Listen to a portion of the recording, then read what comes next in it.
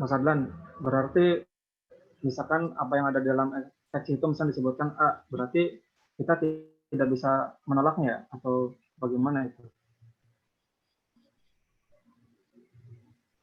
Silakan. Ya bisa dikatakan seperti itu, seperti halnya tadi. Ketika Al-Quran sebagai sumber dari epistemologi Bayani ini mengatakan bahwasanya diwajibkan atas kamu berpuasa. Kita sebagai yang memahami dari teks Al-Quran tersebut, maka ya kita nggak bisa menolak dengan apa yang telah disampaikan oleh teks tersebut, kecuali kalau memang maknanya masih global. Ini masih banyak pertimbangan seperti itu. Kalau udah jelas atau apa kita ya menurut kami belum bisa.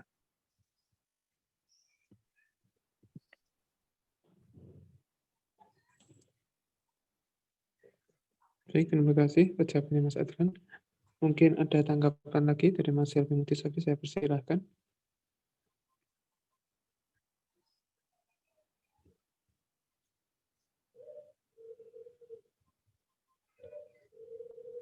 Cukup, Mas.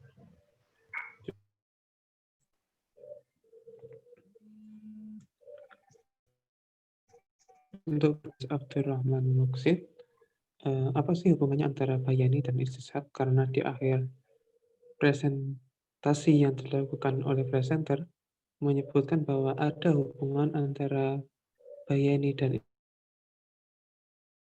Adlan. Menjawab pertanyaan dari Mas Abdurrahman Muksid. Oke, terima kasih Mas Moderator dan juga Mas Abdurrahman yang sudah bertanya. Kaitannya Bayani dengan istishab yang saya tadi contohkan. Jadi seperti ini. Bayani ini membutuhkan penafsiran atau seperti ini. Gimana ya? Bayani ini kan sumbernya dari Al-Quran dan hadis. Tidak sepenuhnya Al-Quran dan hadis ini menjelaskan yang sudah rinci atau sudah ini. Jadi masih ada beberapa yang perlu pembahasan atau perlu penafsiran dari seorang yang menganut epistemologi Bayani ini. Salah satu pengambilan jalan atau penafsiran atau pemahaman dari terhadap teks itu adalah dengan cara istishab. Sama halnya dengan hampir sama dengan usul fikih itu, Mas. Sumber hukumnya ada dua, yaitu adalah Al-Quran dan juga Sunnah. Metodologi atau cara itu ada yang disepakati, ijma dan qiyas, kemudian ada juga yang tidak disepakati itu tadi. Nah, kaitannya dengan ini, maka kami dapat menyimpulkan bahwasanya metodologi Bayani ini membutuhkan membutuhkan penafsiran terhadap teksnya yang masih bermakna global atau belum rinci seperti itu. Metodologinya bisa diambil dengan qiyas, istishab, dan beberapa yang sudah pernah kita bahas di usul fikih itu, Mas. Baik, terima kasih atas jawabannya Mas Adlan. Dapat disebutkan bahwa hubungan antara Bayani dan Istishab adalah istishab merupakan metodologi untuk memahami teks dari epistemologi Bayani. Mungkin ada tanggapan dari Mas Abdurrahman Muksid selaku penanya. Jadi bukan hanya istishab, Mas? Oke, Mas. Dipersilakan untuk Mas Abdurrahman menanggapi. Iya, seperti yang saya katakan tadi, bukan hanya istishab, bisa dengan qiyas. Contohnya yang biasa biasa dicontohkan oleh teman-teman yaitu khomer itu tadi, bisa juga istishab, bisa juga istihsan dan lain sebagainya. Seperti seperti itu, Mas. Dalam memaknai teks yang masih global itu tadi. Jadi peran Casio juga perlu di sini.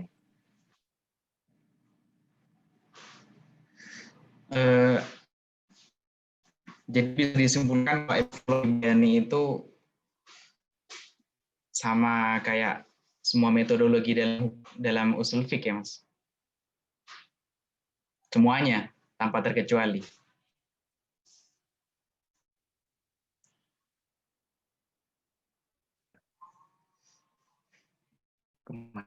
Ya. Silakan Mas Adnan. Dalam kaitannya dalam memahami teks, saya bisa mengatakan bahwasanya itu hampir sama, Mas. Teks yang masih bermakna global, kemudian diambilkan pengertian atau tujuan dari maksudnya dengan metodologi di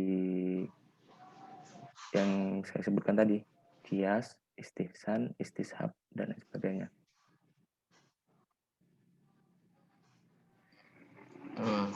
Iya, Mas. Gini, mungkin kalau ada termin kedua, saya mau nanya lagi tentang apa kegunaan dari epistemologi Bayani ini. Apa hanya dalam ranah fikih atau ranah apapun? Nanti aja. Baik, Atau terima dijawab. kasih. Iya. Mungkin saya tambahin dikit dalam kaitannya epistemologi Bayani ini yang menjadi titik pembahasan dari suatu teks yaitu lafadz dan makna. Kemudian juga ada usul dan juga furuknya. Usulnya apa, furuknya apa. Seperti itu. Terfokus kepada itu. Kemudian yang ketiga. Berarti dalam ranah fikih saja, Mas?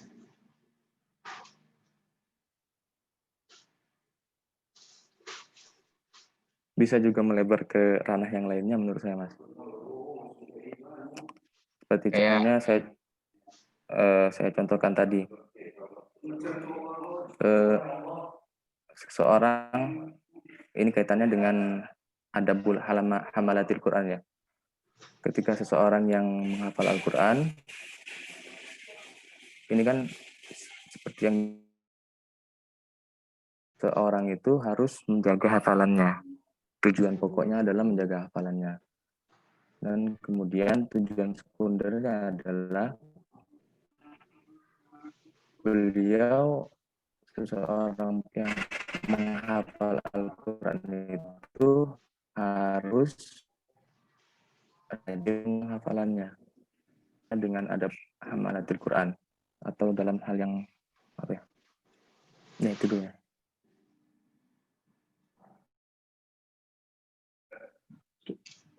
Baik, terima kasih atas jawabannya Mas Adnan.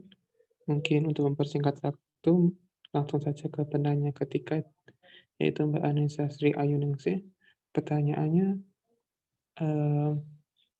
pada metodologi Bayani, pada metodologi kedua dan tiga, terjadi persamaan yaitu menggunakan makna global. Nah, untuk pemahaman sendiri atau perincian